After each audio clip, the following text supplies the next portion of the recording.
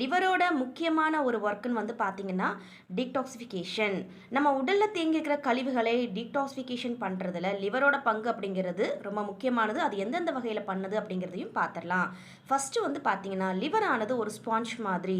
அதாவது நம்ம உடல்ல பிளட்ல இருக்கிற டாக்ஸின்ஸ ஒரு ஸ்பாஞ்ச் வச்சு நம்ம உறிஞ்சினா எந்த மாரி நம்மளுக்கு ரியாக்ட் இருக்குமோ, அது மாதிரி லிவர்ல சர்க்குலேஷன் மூலமா பிளட் வந்து லிவருக்குள்ள போகும்போது, லிவர் ஆனது அதில் உள்ள டாக்ஸின்ஸை என்ன பண்ணுனா, ஒரு ஸ்பாஞ்ச் மாதிரி அப்படியே ஃபில்டர் பண்ணி எடுத்துரும். 2வது பைல் ப்ரொடக்ஷன். நம்ம உடல்ல பைல ப்ரொடியூஸ் பண்ணி அதன் மூலமா டாக்ஸிசிட்டியை இன்டெஸ்டின் வழியாக வெளியேற்ற வேலையை அருமையா செய்யும். அடுத்து வரக்கூடிய தேர்ட் லெவலானது மிகவும் முக்கியமான ஒரு டீடாக்சிஃபிகேஷன் லெவலாக வந்து கருதப்படுது. ஏன் அப்படின்னா இந்த டைமில் தான் லிவர் ஆனது தங்கிட்ட இருக்கிற எல்லா என்சைம்ஸுமே வச்சு வந்து இந்த வேலையை வந்து பண்ணும்.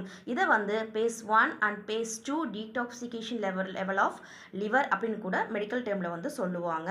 ஸோ இந்த டைமில் லிவருக்கு அதிகப்படியான ஆக்சிஜன் லெவல் வந்து தேவைப்படும். ஸோ இந்த டைமில் லிவர் ஆனது பேஸ் 1ல 50 to 100 வரைக்கும் என்சைம்ஸை வச்சு இந்த ஒர்க்கை பண்ணும்.